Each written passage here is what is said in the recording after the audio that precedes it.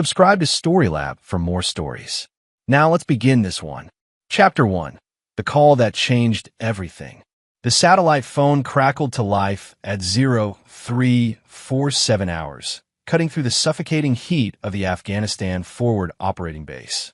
Major Arthur Hanna had been reviewing tactical reports when the encrypted call patched through.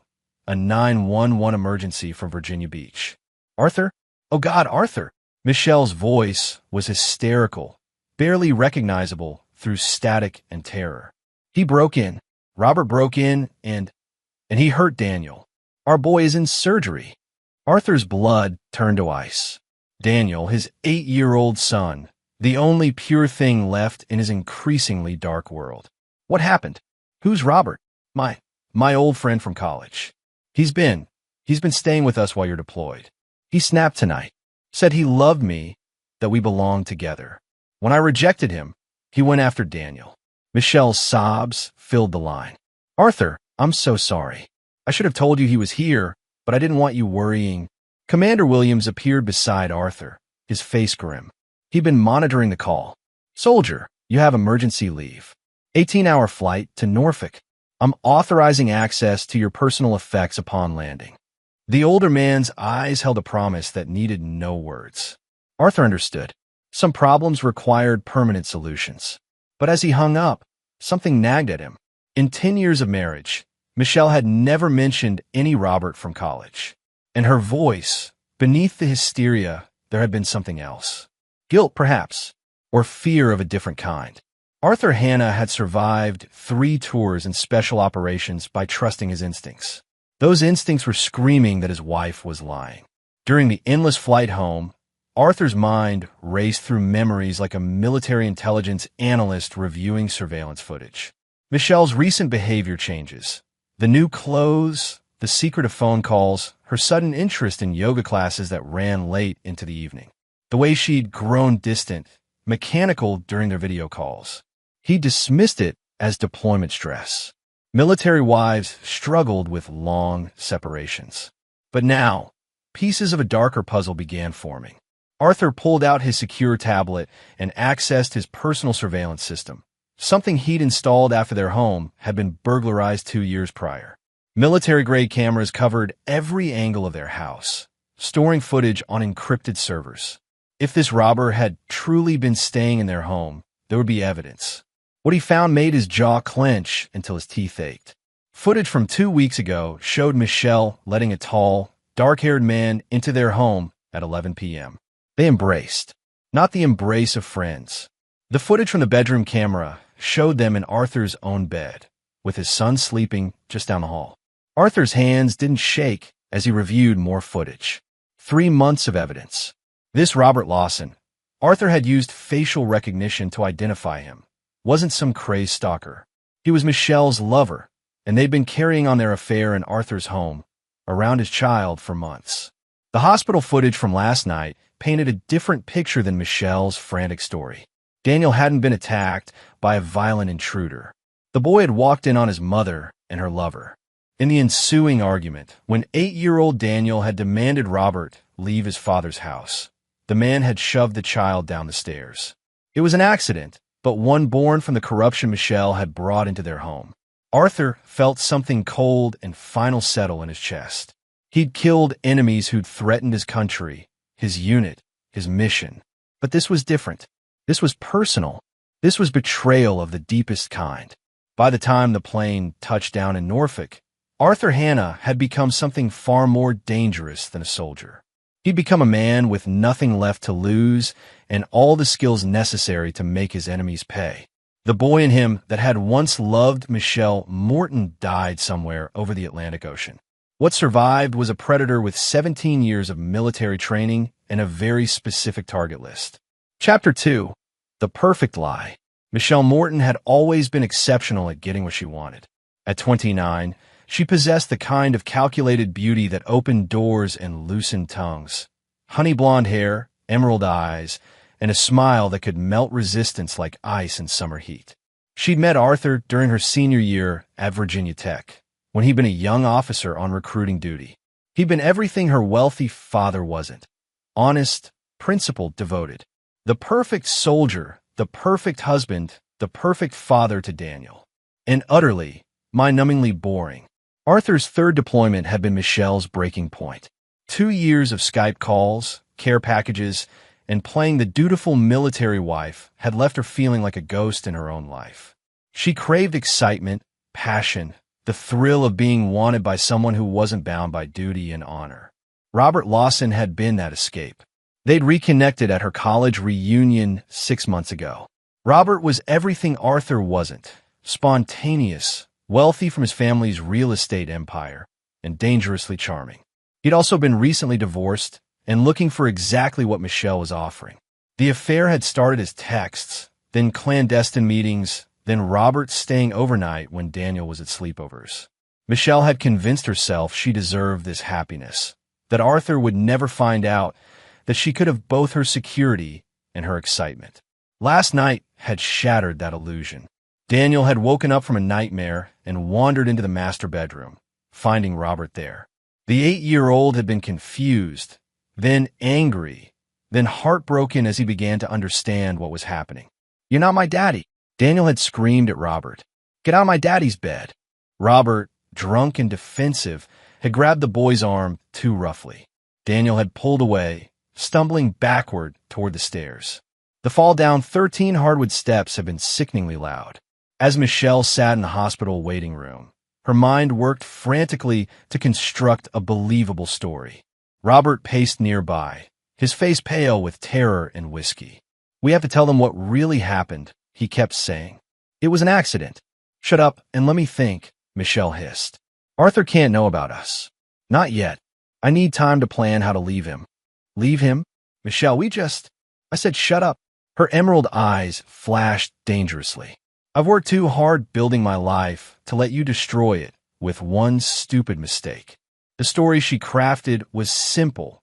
Robert was an old college friend going through a difficult divorce. She'd offered him their guest room out of kindness while Arthur was deployed. Tonight, he'd had a psychotic break, declaring his love and becoming violent when rejected. During the struggle, Daniel had tried to protect her and was accidentally pushed down the stairs. Robert had stared at her in horror. "You want me to confess to assault? Child endangerment? You want Arthur to know you've been sleeping with his wife?" Michelle's voice was ice. "You want him to know his son was hurt because we were too busy screwing to watch him properly?" Robert knew Arthur's reputation from Michelle's stories. Special Forces, 3 tours, medals for classified operations. The kind of man who would kill to protect his family. "Arthur will destroy us both if he learns the truth," Michelle continued. "This way, you're just a disturbed friend who needs help. I'm the victim. Arthur's the hero coming home to save us." By the time Arthur's call came through, Michelle had rehearsed her performance. She'd even managed to generate real tears thinking about how close she'd come to losing everything. But as she spoke to her husband, she noticed something in his voice that terrified her more than Robert's breakdown. Arthur wasn't just concerned, he was suspicious. And Arthur Hannah suspicious was Arthur Hannah dangerous. After hanging up, Michelle turned to Robert with desperate urgency. "You need to disappear. Tonight. Take your car and drive to your cousin's place in North Carolina. Don't contact me until I figure out how to handle Arthur. What about my statement to the police?" "I'll handle the police. Just go." As Robert gathered his things, Michelle was already planning her next moves. She'd play the traumatized wife perfectly. Arthur would comfort her, protect her, and never suspect that his beloved wife had been the real threat to their family all along. Michelle Morton had always been exceptional at getting what she wanted. She just never encountered anyone better at the game than she was. In 17 hours, she would learn that Arthur Hannah was a much more dangerous opponent than she'd ever imagined. Chapter 3. The Hunter's Preparation. Arthur drove his black Ford F-150 through the quiet streets of Virginia Beach at 2 a.m., his mind operating with the cold precision that had kept him alive through countless missions. The hospital visit had been exactly what he'd expected. Michelle playing her role perfectly, Daniel recovering from a concussion and minor fractures, and a convenient absence of the mysterious Robert Lawson. "The police are looking for him," Michelle had whispered, clutching Arthur's hand with precisely the right amount of trembling. He just vanished after the paramedics arrived. I'm so scared he'll come back. Arthur had held her, murmured reassurances, and carefully probed for details. Every answer Michelle gave him contradicted something in the surveillance footage he'd reviewed. She was spinning an elaborate web of lies, and she was very good at it. But Arthur was better at detecting deception. The next morning, Arthur visited his old friend Wayne Payne, who ran a private security company in Norfolk. Wayne had served with Arthur in Afghanistan and owed him several life debts. I need information on someone, Arthur said, sliding a photograph across Wayne's desk. Robert Lawson, 31, divorced, family money from real estate. Currently involved with my wife. Wayne's weathered face darkened. Jesus, Arthur. I'm sorry. Don't be sorry. Help me hunt. Arthur's voice carried the same tone he'd used when calling in airstrikes. I need everything. Financial records, travel patterns, properties, weaknesses. And I need it clean. How clean we talking? Clean enough that when this is over, you never heard his name. Wayne nodded slowly. In their world, some problems required off-the-book solutions. Give me 48 hours. Arthur spent those hours playing the perfect husband. He comforted Michelle, took care of Daniel, and publicly played his role as the concerned father and devoted spouse. But privately, he was conducting reconnaissance on his own home, his own family, his own life. The surveillance footage revealed months of deception. Michelle's yoga classes were actually hotel meetings. Her shopping trips included stops at an apartment complex where Robert lived. Her phone calls, the encrypted recordings from his security system, showed her whispering promises and plans with her lover while Arthur risked his life overseas. Most damaging was footage from 3 days before Arthur's emergency return. Michelle and Robert, drunk on expensive wine, laughing about Arthur's naivety. He has no idea, Robert had said, sprawled on Arthur's leather couch. Thinks his little wife is at home knitting and waiting for him. Poor Arthur, Michelle had giggled. So noble, so trusting, so boring. When I divorce him, I'll take half of everything he's earned bleeding for his country. What about Daniel? Custody will be easy. Military father with PTSD, unstable and dangerous. I'll get everything. Arthur had watched this footage 3 times, his face expressionless. But inside, something fundamental had shifted. Michelle wasn't just an unfaithful wife. She was an enemy combatant who had infiltrated his life and threatened his child. Wayne's report arrived as an encrypted file containing Robert Lawson's entire life. The man was weak, privileged, and cowardly. He'd inherited wealth, failed at 3 businesses, and had a history of relationships with married women. His ex-wife had divorced him for infidelity and emotional abuse. More importantly, Robert owned a cabin in the Blue Ridge Mountains. Isolated, no neighbors for miles, officially owned by a shell company. The perfect place for someone to disappear. Arthur's plan began taking shape with military precision. He would let Michelle think her deception was working while systematically isolating her co-conspirator. Robert would be the first to pay, and his punishment would serve as the foundation for Michelle's destruction. The beauty of Arthur's plan wasn't its complexity, it was its simplicity. Michelle had given him everything he needed: a victim narrative, Robert the disturbed stalker, a motivation, protecting his family, and a target who had already fled the scene. Arthur spent his 3rd night home, sitting in Daniel's hospital room, watching his son sleep. The boy's face was bruised, his arm in a cast from a fall. This child, innocent, trusting, loving, had been hurt because of his mother's selfishness and her lover's weakness. I'm going to fix this, buddy, Arthur whispered. Daddy's going to make sure no one ever hurts you again. But Arthur's definition of fixing the situation would be far more permanent than anyone expected. Michelle had declared war on his family the moment she brought another man into his home. She just didn't know the war had already begun. In the darkness of the hospital room, Arthur Hannah smiled for the first time since receiving that satellite phone call. It wasn't a pleasant expression. It was the smile of a predator who had finally identified his prey. The hunt was about to begin. Chapter 4. The Bait. Arthur's transformation into the grieving, protective husband was flawless. For 2 weeks, he attended every doctor's appointment, helped Daniel with physical therapy, and held Michelle while she struggled with the trauma of Robert's attack. To the outside world, he was the perfect military hero putting his family back together. But privately, Arthur was conducting psychological warfare. "I keep thinking about what would have happened if I'd been here," Arthur told Michelle one evening, his arm around her as they sat on their couch. "A man threatening my family in my own home. I would have killed him, Michelle." Without hesitation, Michelle shivered, and Arthur felt her genuine fear beneath the performance. "The police will find him," she whispered. "Will they?" Arthur's voice carried a subtle edge. "Or will I find him first?" Wayne Payne had provided more than intelligence. He provided resources.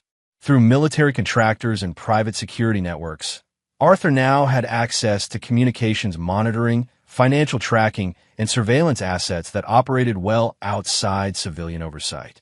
Robert Lawson was hiding at his mountain cabin, exactly as Arthur had predicted. The man was making panic phone calls to divorce attorneys, quietly liquidating assets, and desperately trying to reach Michelle through encrypted messaging apps. Arthur intercepted every communication. Using sophisticated voice modulation software, Arthur began responding to Robert's messages as Michelle. The fake conversations were masterpieces of manipulation. "Michelle, Arthur's getting suspicious. He keeps asking about you. I'm scared. Robert, maybe we should just tell him everything. Run away together like we planned." "Michelle, not yet. He's been talking about hunting you down. He has military friends who do things off the books. We need to be smart." "Robert, what do you want me to do?" "Michelle, stay hidden. I'll convince Arthur to take a consulting job overseas. Once he's gone, we could be together openly." Arthur was feeding Robert exactly enough hope to keep him isolated and desperate, while simultaneously making him terrified of discovery. The psychological pressure was designed to break down Robert's judgment and make him increasingly dependent on Michelle's guidance. Meanwhile, Arthur was laying groundwork for the next phase. He leaked carefully crafted information to the police investigation, suggesting Robert had made threats against military families before. He arranged for Daniel to remember additional details about the attack that painted Robert as more dangerous and premeditated. Most importantly, Arthur began building his alibi. He accepted a consulting contract with a defense contractor, actually arranged through Wayne's connections, that would require him to travel frequently. The contract was backdated and included provisions for last-minute emergency deployments. "I hate leaving you and Daniel so soon after the attack," Arthur told Michelle, watching her carefully. "But this contract could set us up financially. Early retirement, college fund for Daniel, security for our future." Michelle's relief was visible. With Arthur traveling, she could reconnect with Robert, get their stories straight, and plan their next moves. "We'll be fine," she assured him. "It's important for your career." Arthur noted how quickly she'd gone from traumatized victim to supportive wife, encouraging his absence. Another piece of evidence for his growing case file. The morning Arthur left for his first business trip, he kissed Michelle goodbye and hugged Daniel tightly. His son was recovering well, the resilience of childhood working in his favor. "Take care of Mom while I'm gone." "Okay, buddy." "I will, Daddy. But I don't like when you leave." "I know. This time it's different, though. I'm making sure our family stays safe forever." Daniel didn't understand the weight of those words, but Michelle felt them like a physical threat. Arthur saw her hands tremble as she waved goodbye from their doorstep. Arthur drove to Norfolk International Airport, went through security, and boarded a flight to Atlanta. 12 hours later, after a series of carefully planned transfers and identity changes that Wayne had arranged, he was sitting in a rental car 3 miles from Robert Lawson's mountain cabin. The real hunt was finally beginning. Arthur established a surveillance position with clear sight lines to the cabin and settled in to wait. Robert was about to learn that running from Arthur Hanna was like trying to outswim a shark. Possible in theory, but the predator always had the advantage in the end. Through his night vision scope, Arthur watched lights flicker on in the cabin windows. Robert was home, probably drinking himself into a stupor and waiting for word from the woman he thought loved him. Arthur activated his communications equipment and sent a final message to Robert's phone, still masquerading as Michelle. "Michelle, Arthur just left for a week. Meet me tomorrow night at our old spot by the lake. We need to talk about our future. The response came within minutes. Robert, thank God. I've been going crazy without you. I love you so much. Arthur smiled in the darkness. Robert Lawson had just agreed to his own execution. The only question remaining was how much he would suffer before Arthur granted him the mercy of death. Chapter 5. The Reckoning. Robert Lawson arrived at the secluded lake spot 30 minutes early, pacing nervously by the water's edge. The location held significance. It was where he and Michelle had first made love 6 months ago, under the stars while her husband served overseas. Now, it would be where Robert Lawson's story ended. Arthur had been in position for 2 hours, using skills honed through years of special operations to remain invisible while maintaining perfect oversight of the area. Robert was exactly what Arthur had expected: soft, entitled, and completely unprepared for what was coming. At 9:47 p.m., Arthur stepped out of the tree. Hello, Robert. Robert spun around, his face draining of color. Arthur stood 15 feet away, wearing dark tactical clothing and carrying a military-grade rifle with casual familiarity. Arthur, Robert's voice cracked. What are you? Where's Michelle? Michelle isn't coming. Arthur's tone was conversational, almost friendly. She doesn't know about this meeting. In fact, she's been talking to me for the past 2 weeks, not you. Arthur held up Robert's phone, showing the message thread. Voice modulation software. Amazing what military contractors develop these days. Robert's legs nearly buckled. Listen, Arthur, I can explain. Explain what? How you been fucking my wife in my bed while I'm deployed. How you hurt my son. How you two plan to take everything I've built and destroy my family. It wasn't supposed to happen like this. Arthur's laugh was cold. No, I imagine it wasn't. You thought you'd seduce my wife, live off my money, and raise my child while I was conveniently overseas. Simple plan. Except you didn't account for Daniel's conscience, did you? Robert was backing toward the water, tears streaming down his face. Please, Arthur. I'll disappear. I'll never contact Michelle again. I'll pay for Daniel's medical bills. Whatever you want. What I want, Arthur said, shouldering his rifle with practiced ease, is for you to understand something important. You declared war on my family. In war, there are casualties. I'm unarmed. This is murder. No, Arthur corrected. This is justice. And it's tactical elimination of a threat to my family's security. Arthur pulled a pistol from his tactical vest. Robert's own gun, taken from his cabin earlier that day. This is yours, isn't it? Registered to you? Purchased 3 years ago. Ballistics will match perfectly. Robert's eyes widened in horror as Arthur began walking toward him. You see, Robert, you're going to commit suicide tonight. Overwhelmed by guilt over attacking a child, facing criminal charges, losing the woman you loved. Classic profile. The note's already written in your handwriting. I had samples from your cabin. You're insane. I'm thorough. Arthur was now within arm's reach. The beauty of this plan is its simplicity. You disappear permanently. Michelle believes you abandoned her, and I console my grieving wife while she processes your betrayal. Robert made a desperate lunge for the pistol, but Arthur had anticipated this. 17 years of combat training made the encounter laughably one-sided. Within seconds, Robert was on his knees, gasping for air. Arthur's hand locked around his throat. Here's what's going to happen, Arthur whispered. You're going to sit by this lake and think about what you did to my family. Then you're going to use your own gun to end your pathetic existence. Or I can make this much more painful and drawn out. Your choice. Please, Robert wheezed. I have family too. Should have thought about that before you decided to destroy mine. Arthur released his grip and stepped back, keeping the rifle trained on Robert while placing the pistol within reach. Take it. Robert's hand shook as he reached for the gun. How do I know you won't kill me anyway? Because I'm not a murderer, Robert. I'm a soldier. This isn't about revenge. It's about eliminating a threat to my family's security. If you remove yourself from the equation voluntarily, my mission is accomplished. And if I don't, Arthur's smile was arctic. Then I'll make sure your death takes hours instead of seconds. And Michelle will receive very detailed photos of exactly what happened to you. Robert stared at the gun in his trembling hands, then at Arthur's implacable face, then at the dark water of the lake. He was trapped between certain death and certain death, with only the manner of his execution left to decide. "You're a monster," he whispered. "I'm a husband and father," Arthur corrected. "You're the monster who hurt my child."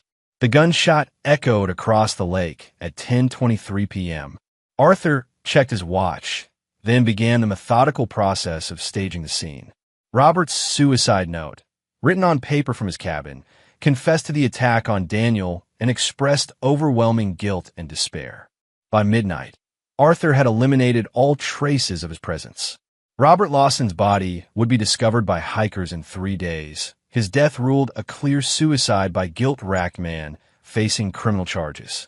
Arthur drove back toward the airport, satisfied with the first phase of his operation. Robert was neutralized, but the mission was far from complete.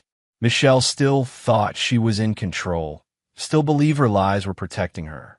She was about to learn that betraying Arthur, Hannah, carried consequences beyond her worst nightmares. Chapter 6. The Widow's Web. Michelle received the news of Robert's suicide, while Arthur was supposedly in Atlanta on business. The phone call from the Virginia State Police sent her into genuine hysterics. Not because she'd loved Robert, but because her carefully constructed plan was collapsing. Without Robert alive to maintain her victim narrative, Michelle faced a terrifying possibility. Arthur might discover the truth about their affair. She called Arthur immediately, sobbing into the phone. "He's dead, Arthur. Robert killed himself." The police found his body at some lake in the mountains. Arthur's voice was perfectly calibrated, concern mixed with relief. "Jesus, Michelle. Are you okay? What did the police tell you?" "They said he left a note confessing to attacking Daniel. He wrote that he couldn't live with the guilt." Michelle's tears were real now, tears of fear and panic. "Arthur, what if he had hurt us worse? What if you hadn't come home when you did? Sure, baby. It's over now. He can't hurt our family anymore." But Michelle's terror was just beginning. Over the next week, while Arthur continued his business travel, she discovered that Robert's death had created a web of new problems. Robert's suicide note had been very specific, describing his obsessive feelings for Michelle and his inappropriate behavior while staying in their home. The police investigation was expanding, looking into Robert's background and his relationship with the Hannah family. Worse, Robert's ex-wife, Della Garcia, had begun asking uncomfortable questions. She'd received notification of Robert's death and was disputing his suicide ruling, claiming Robert had never shown signs of guilt or remorse about anything in his life. He was a narcissist, Della told the investigating detective. He wouldn't kill himself over hurting some kid.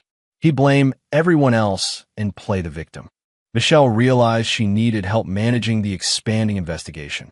She hired an attorney, claiming she was concerned about being portrayed as somehow responsible for Robert's mental breakdown. The attorney, Stephen Chandler, was expensive but discreet. He assured Michelle that her story was solid and that she was clearly a victim in the situation. But he also began asking detailed questions about her relationship with Robert that made Michelle uncomfortable. "Had you ever been romantically involved with Mr. Lawson?" Chandler asked during their second meeting. "Absolutely not," Michelle lied smoothly. "He was just a friend going through a difficult time. I was trying to help him, and he became obsessed. The police report mentions he had been staying in your home for several weeks. That's quite generous for just a friend. I felt sorry for him. His divorce was bitter. He needed a place to stay. Arthur and I have always been charitable people." Chandler made notes, but Michelle noticed his expression remained skeptical. "Mrs. Hannah, I need you to understand that if any evidence emerges suggesting a different relationship dynamic, it could significantly complicate your legal position." "What do you mean?" "If Robert Lawson was your lover rather than a disturbed stalker, his suicide might be viewed differently. Jealous spouse returning from deployment, lover's guilty conscience. It creates a narrative that might not favor your family." Michelle's blood ran cold. The attorney was essentially describing exactly what had happened, wrapped in the language of legal liability. That evening, she tried calling Arthur, needing his reassurance and support. But Arthur was strangely elusive, his phone going to voicemail, His responses to text delayed and brief. We finally called back. His tone was different, colder, more formal. Sorry I missed your calls. I've been in meetings with potential clients. This contract might lead to bigger opportunities. Arthur, I'm scared. Robert's ex-wife is causing problems, asking questions. My attorney thinks. Your attorney? Arthur's voice sharpened. Why do you need an attorney? Just to protect us. To make sure we're not somehow blamed for Robert's breakdown. Blamed for what? You were the victim of a disturbed man's obsession. What could you possibly be blamed for? Michelle heard something in Arthur's tone that made her stomach clench. Nothing. I just wanted to be careful. Of course. We wouldn't want anyone getting the wrong idea about your relationship with Robert. The way Arthur said relationship made Michelle's skin crawl. There was knowledge in his voice, a weight that suggested he understood more than he was saying. After hanging up, Michelle paced their empty house, paranoia building with each passing hour. Arthur's behavior was subtly different, more distant, more calculating. And Robert's death, while convenient for maintaining her lies, had created new vulnerabilities. For the first time since the affair began, Michelle wondered if she'd underestimated her husband. Arthur was trained to detect enemies, to uncover deception, to eliminate threats. What if he'd figure out the truth? What if Robert's suicide wasn't suicide at all? The thought was so terrifying that Michelle immediately dismissed it. Arthur was noble, honorable, bound by military ethics. He would never commit murder, no matter what he discovered. But as she lay alone in their king-sized bed that night, Michelle couldn't shake the feeling that she was no longer the predator in this situation. Something had shifted in the dynamic between her and Arthur, and she was beginning to suspect she'd been playing a game whose rules she didn't fully understand. Outside her window, a shadow moved past the streetlight, too quick to be clearly seen, but definitely human. Michelle told herself it was a neighbor walking their dog, but deep down, she knew someone was watching. Arthur Hanna was coming home soon, and when he did, the final phase of his operation would begin. Chapter 7. The Return of the Hunter. Arthur returned from his business trip on a Thursday evening, carrying flowers and a bottle of Michelle's favorite wine. To any observer, he was the perfect husband, attentive, loving, concerned about his wife's emotional state following Robert's suicide. "How are you holding up, sweetheart?" he asked, pulling Michelle into an embrace that she couldn't quite escape. "Better now that you're home," she whispered, and for once, she was telling the truth. Arthur's presence, however complicated, felt safer than being alone with her growing paranoia. But Arthur had returned with more than flowers and wine. During his week away, he'd been methodically constructing the final phase of his operation. Robert's elimination had been tactical, removing a threat and gathering intelligence. Now Arthur was ready to deploy the psychological warfare that would destroy Michelle completely. Over dinner, Arthur casually mentioned developments in the police investigation. "Detective Morrison called this afternoon," Arthur said, cutting his steak with precise movements. "They finished processing Robert's personal effects. Apparently, he kept quite detailed records of his time here." Michelle's fork paused halfway to her mouth. "What kind of records?" "Photos, journal entries, even some recordings on his phone. Morrison says it paints a picture of a man who is deeply obsessed with you. They found pictures of you that you probably didn't know he was taking." This was a lie, but Arthur delivered it with the casual authority of someone reporting facts. Michelle's face had gone pale. "I never knew he was taking pictures. Apparently, some were taken through windows, some while you were sleeping. Very disturbing stuff." Arthur watched Michelle's hands begin to tremble. "The detective wants to show them to you for identification purposes, but I told him you'd been through enough trauma." "Thank you," Michelle whispered. "I don't think I could handle seeing them." Arthur nodded sympathetically, then delivered the kill shot. "Though I have to admit, some of them are confusing. The timestamps suggest they were taken when you thought you were alone, but the angles and lighting indicate someone with access to the house was taking them. Almost like Robert was documenting a relationship rather than stalking from outside." Michelle's wine glass slipped from her fingers, shattering on the hardwood floor. Arthur was beside her instantly, playing the concerned husband while carefully studying her reaction. "I'm sorry," she stammered. This whole thing has me so shaken up." Of course it does. Learning that someone violated your privacy so extensively would traumatize anyone. As Arthur cleaned up the broken glass, Michelle's mind raced. If Robert had been taking pictures and keeping records, there might be evidence of their affair. Evidence that would destroy her victim narrative and expose her lies to Arthur. But she was beginning to suspect that Arthur already knew everything. That night, as they lay in bed, Arthur's hand rested on Michelle's hip with possessive weight. I've been thinking about what you said earlier about needing to be more careful about who we trust. What do you mean? Robert was able to manipulate his way into our home, into our lives, because we were too trusting, too willing to help someone who claimed to need us. Arthur's voice was soft, almost hypnotic in the darkness.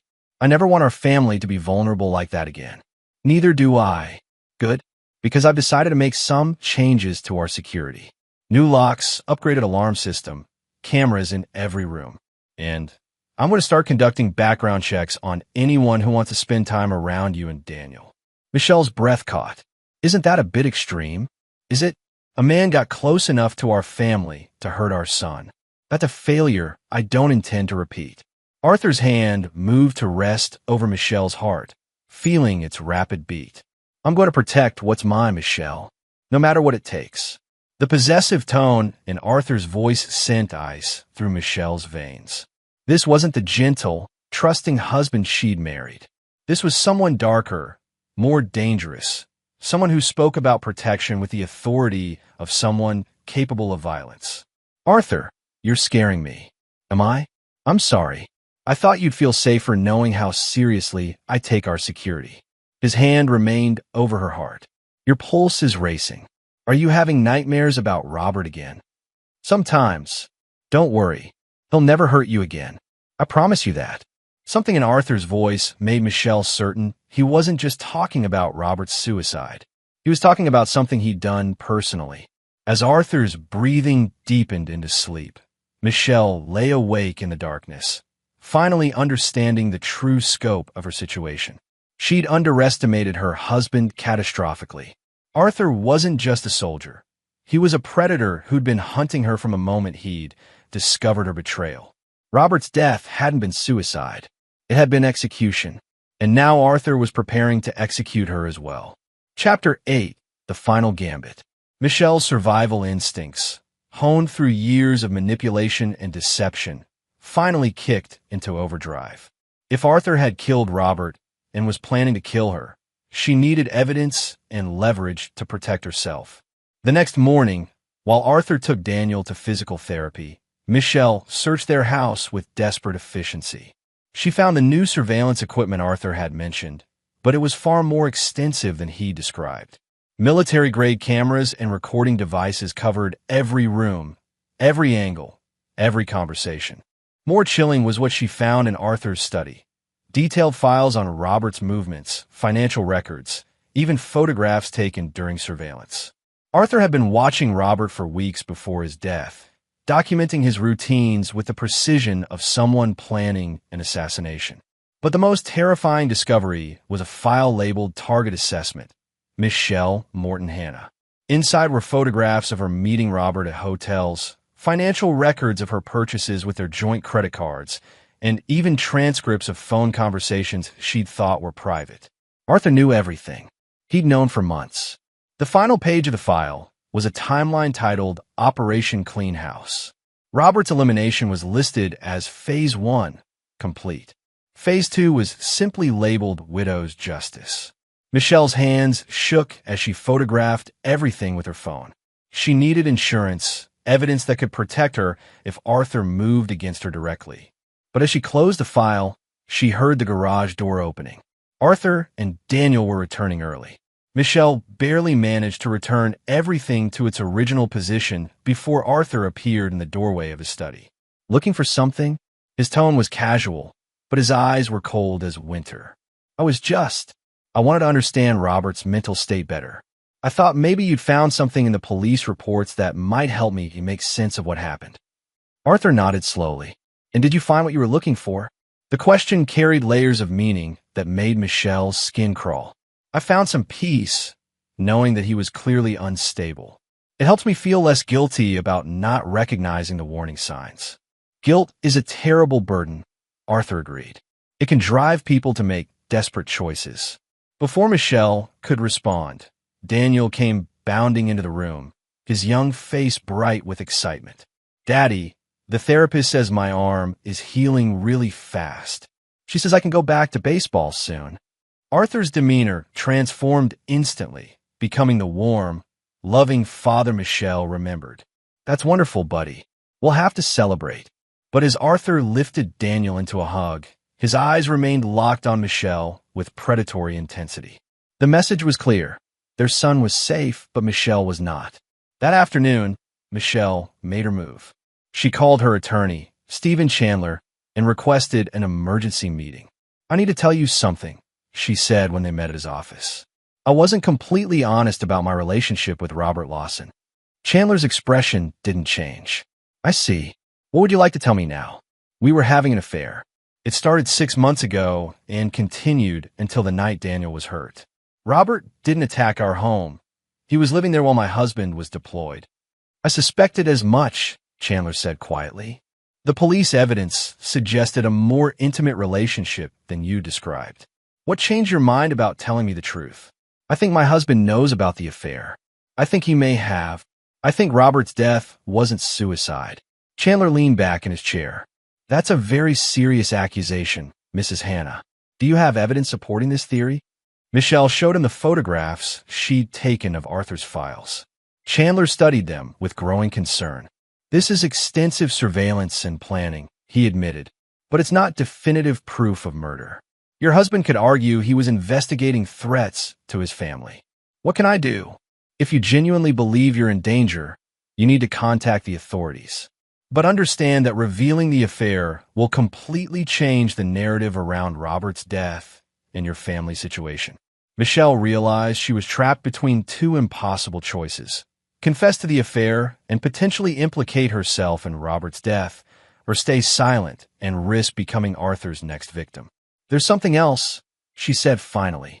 "I think my husband is planning something called Phase 2.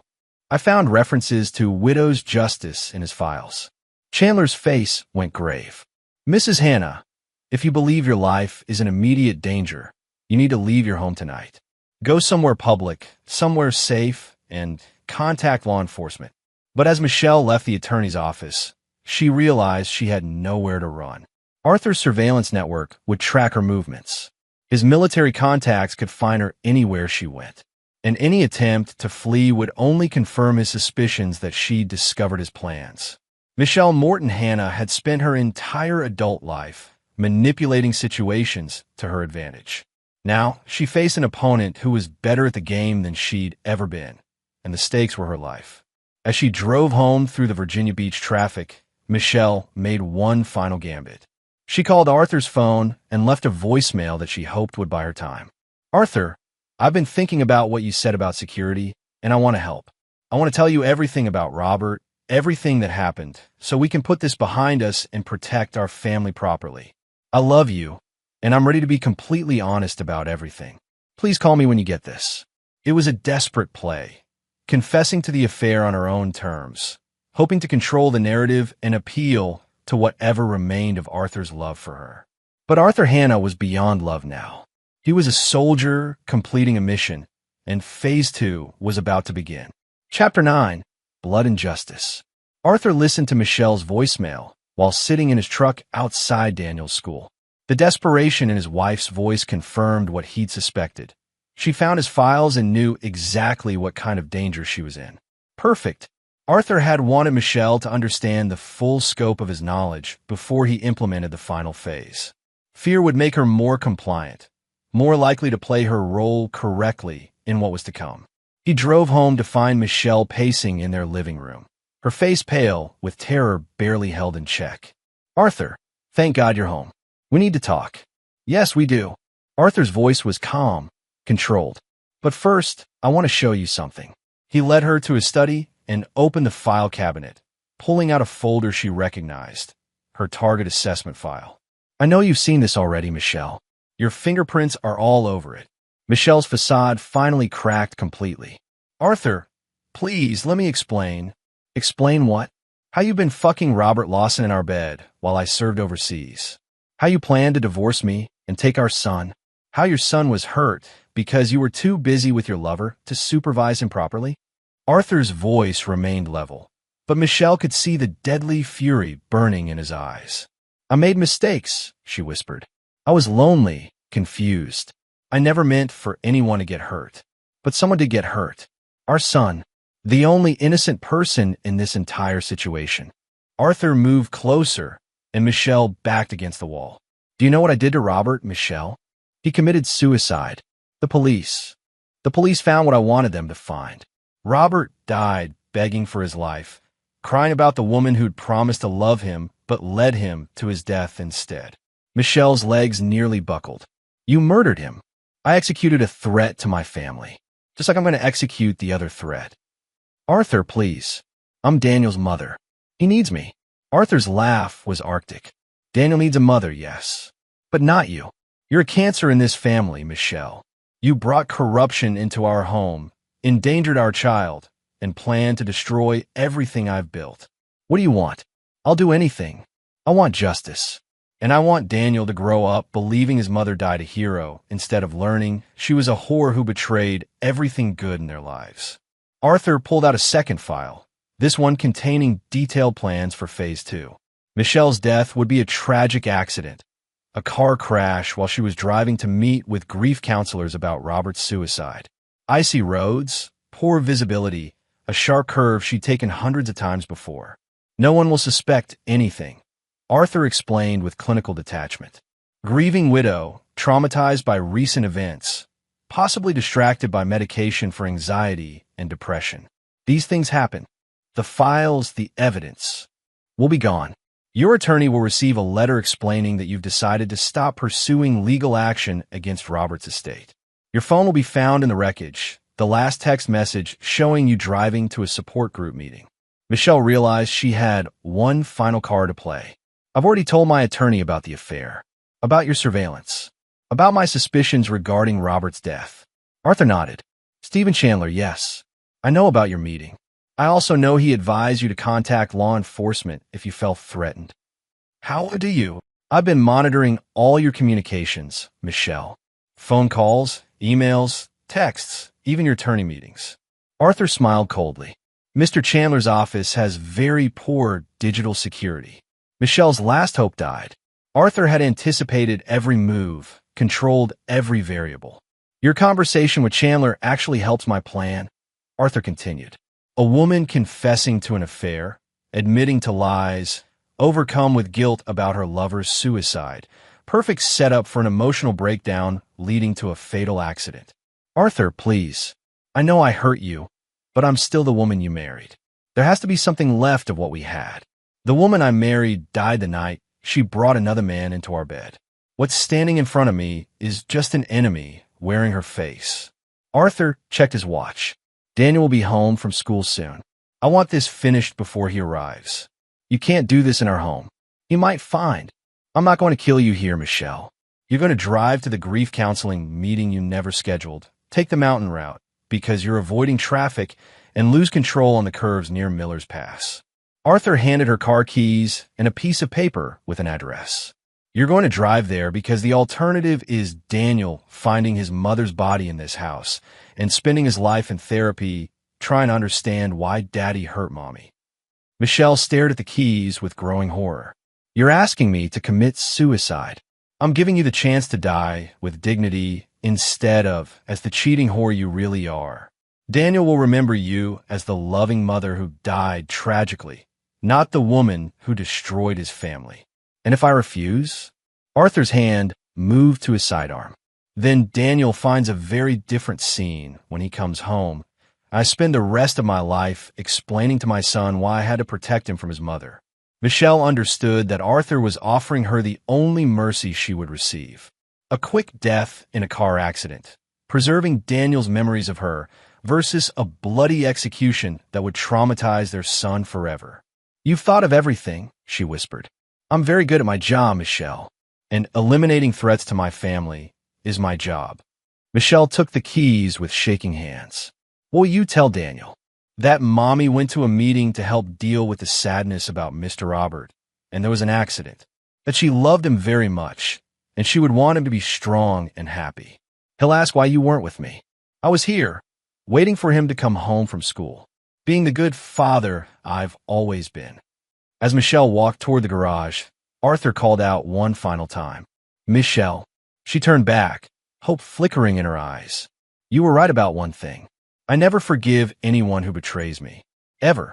Michelle Morton Hannah drove away from her home for the last time at 2:47 p.m.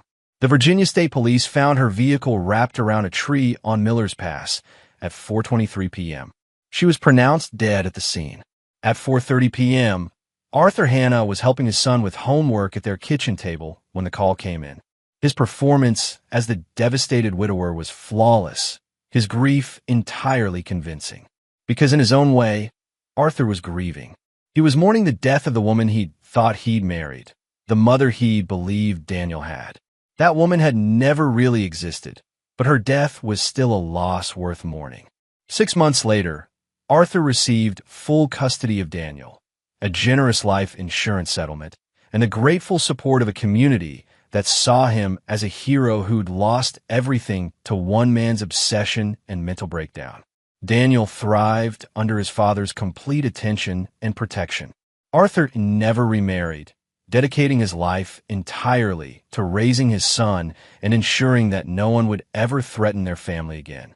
The boy grew up believing his mother had been a saint who died tragically, and his father was the strongest, most honorable man in the world. Arthur Hannah had eliminated every threat to his family and emerged victorious. Justice, in his definition, had been served completely. Some wars, he'd learned, could only be won by being more ruthless than the enemy. And Arthur Hannah had never lost a war. This is where our story comes to an end. Share your thoughts in the comments section. Thanks for your precious time. If you enjoyed this story, then please make sure you subscribe to this channel. That would help me a lot. Click on the video you see on the screen, and I will see you there.